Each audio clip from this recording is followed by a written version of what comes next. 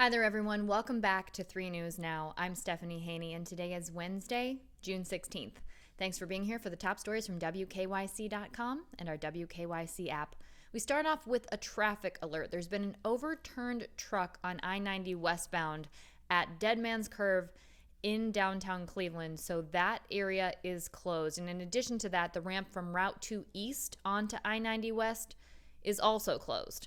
However, I-90 west is open from the lakeside entrance and on. Now, officials say that the overturned truck was carrying dry cement. There have been no injuries reported at this time, and hazmat crews are responding to the scene. So, again, if you're traveling on I-90 westbound, it's currently closed at Dead Man's Curve due to an overturned semi-truck.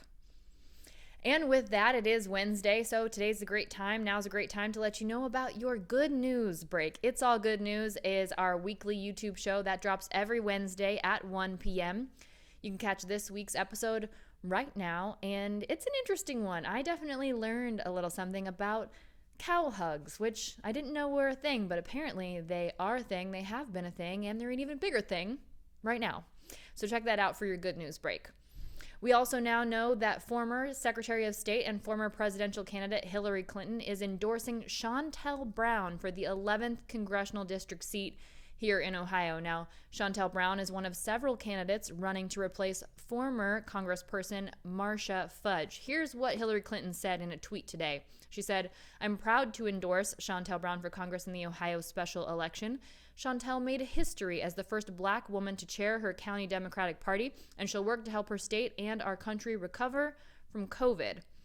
When she got the news of the endorsement, Brown sent out a statement, and this is what that statement says. "Secretary Clinton has been a champion for working families for her entire career, and I am incredibly honored to receive her endorsement. As a volunteer for her campaign in 2016, I was inspired by her message to put women at the head of the table finally." She went on to say, "I believe we need more leaders in office who are focused on results over rhetoric. That means a congresswoman who will fight for affordable, quality, universal health care, an end to gun violence, and jobs that can actually support a family. In Washington, my priority will be to always put Northeast Ohio first."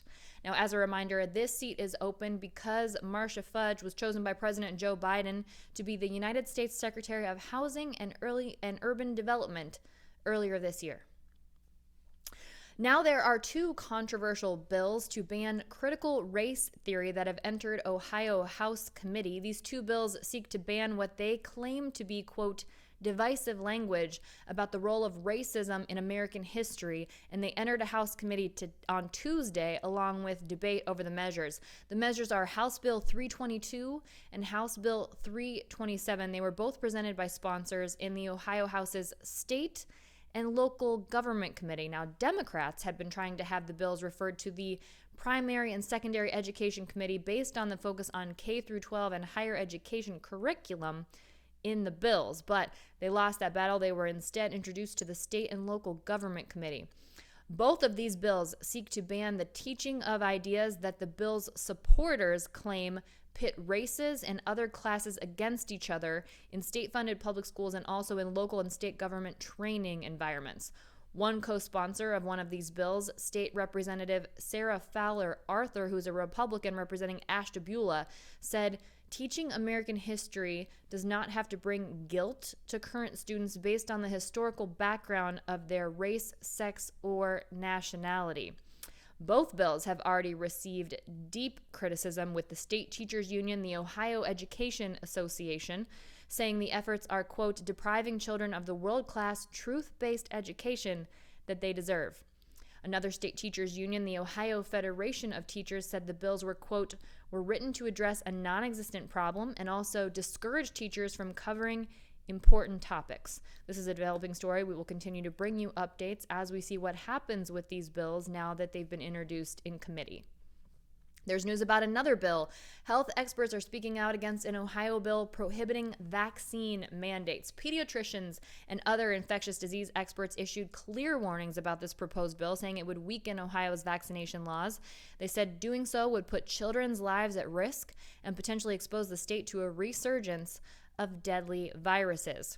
A half dozen medical experts were asking lawmakers to reconsider approving this law, and it would prohibit vaccine mandates for Ohio students, as well as employees of hospitals, long-term care facilities, and other businesses. Dr. John Crow is one of those medical experts. He's the Associated Chief Medical Officer of the Akron Children's Hospital, and he says that having these vaccination requirements in medical care facilities and schools is necessary for public health.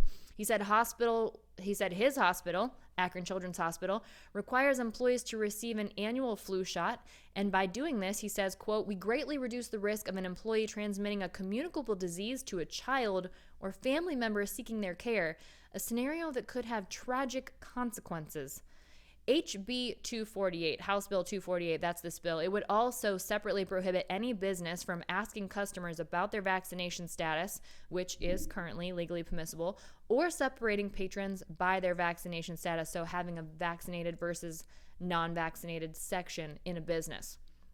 Republicans on the House Health Committee have tried to center this debate on personal liberties versus a matter of public health, with one of those representatives saying this is not a scientific bill, this is a freedom bill. But these doctors, again, very much coming at this from a scientific perspective, saying basically that this is a dangerous bill should it proceed in the Ohio House. And with that, let's take a look at the latest COVID-19 numbers. These first numbers come from Johns Hopkins University. They're the global and the U.S. numbers.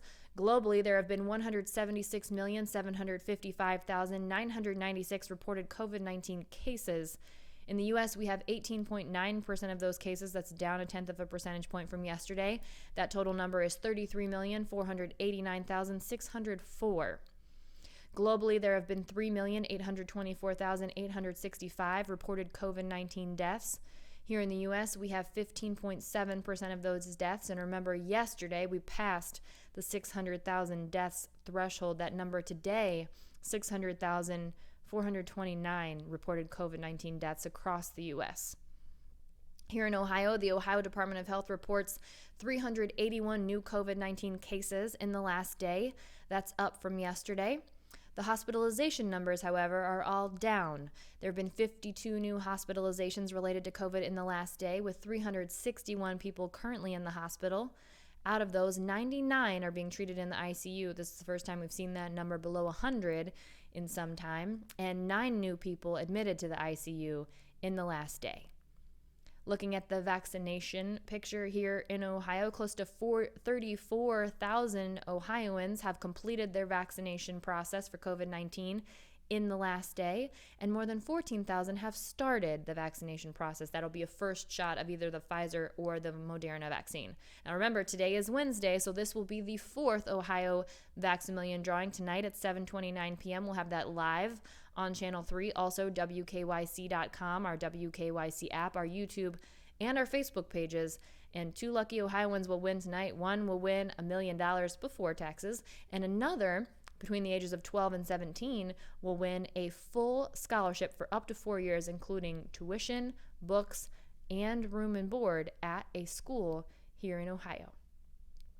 Here in Cleveland Browns quarterback Baker Mayfield is saying he's in no rush to sign a contract extension. Now, we know that the Browns picked up the 5th-year option on Mayfield, so he'll be under contract with the Browns through 2022. And then they have the option of extending the franchise tag on him. But when it comes to signing a long-term extension this off-season, he says it's not his top priority. That's Baker Mayfield. He says this is a quote from him: "I'm in no rush because I'm just trying to win games. Like I said, it will handle itself. I don't try to feed too much into that because that's like wasting my time and energy and thought process on stuff that I'm not in control of right now. So I'm going to handle what I can control." That is a very healthy outlook, Baker Mayfield. I think we could all learn a little something from thinking about what we can and can't control. Baker went on to say that he's bet on himself his whole life. He says, "I've always taken it one day at a time, one play at a time. Like I said, I'm not going to handle it any differently now." What's interesting here is that fellow class of 2018 quarterbacks Josh Allen and Lamar Jackson are also, of course, eligible for long-term extensions. They could set the market for the type of deal Mayfield could get down the line. Now, currently, Spotrac projects him at a 4-year, $141 million contract. Now, that would make him the 4th highest paid quarterback in the NFL. That's before Allen and Jackson are signed to long-term extension. So that ranking could change, but that's what's projected right now. Now let's talk about my favorite holiday, the 4th of July. I just love fireworks, and we now know what the city of Akron plans. They'll be doing 4 separate displays in different neighborhoods. This is to keep people a little bit separated but still be able to enjoy fireworks. This is the second year they're doing this in a row, and the 4 fireworks shows will go off at 9:45 p.m. on Sunday, July 4th at Akron Executive Airport, Patterson Park Ball Fields, Summit Lake, and Erie Island. Now, the launching grounds will be closed off. What they want are people to watch from their own homes or neighborhoods and enjoy the fireworks from a distance. They'll be shooting off test shots at 8:30, 9, and 9:30 p.m. so people can decide where they need to get to view the fireworks. And they will also go off in coordination with a patriotic soundtrack that'll be played by 97.5 WONE. And in Canton, my hometown, they are bringing back the fireworks display on July 4th at the McKinley Presidential Library and Museum. This is the site of a lot of fireworks shows that I saw growing up as a kid. Those fireworks will go off at around 9:50 p.m. The grounds will open up at 7 p.m. and there'll be entertainment that starts at 7:30 p.m. The city is very excited about bringing this back after it had to be canceled last year. Now, there's no alternate date if there's inclement weather, so just fingers crossed that the weather cooperates on the 4th of July this year. One more thing to let you know, in Lake County, the Stuff the Bus Kitten Shower, that's what it's called, by the Lake Humane Society will be held this weekend. It's on Saturday from 1 to 3 p.m. at the Lake Humane Society. That's on Tyler Boulevard in Menor. And the things that people need, they're asking for donations: cat food, kitten toys, puppy playpens, which also work well for kittens, liquid milk replacer, powder milk replacer, digital kitchen scales, airtight cereal containers, Purina One healthy kitten dry food, and microwave gel heating pads. Those are the things that they're asking for. Now, if you go to the kitten shower where they're hoping to stuff the bus with all of these donations, there will also be adoptions there. These will be on a first come, first approved, best fit for the adopter basis. If you want to adopt a kitten, it's $120, and you can take home a cardboard cat carrier for $5. All of the kittens that are there will be either spayed or neutered, have an initial deworming, they'll be microchipped, they'll have vet examinations, first vaccinations, and their feline leukemia FIV combo tests. So they will be ready to go. That's it for your 3 News Now update today for Wednesday, June 16th. I'll see you next up on What's New with your trending stories in the Clicking in Cleveland segment. Hey, and by the way, if you haven't joined it yet, we have a What's New Facebook page, and it's a lot of fun where we're getting to talk with everyone who is a part of that show and all the people who watch the show. So just search for 3 What's New on Facebook and request to join the page, and we'll approve you, and then we can all get to know each other a little better. Hope to see you there, and I will see you back here tomorrow for more 3 News Now.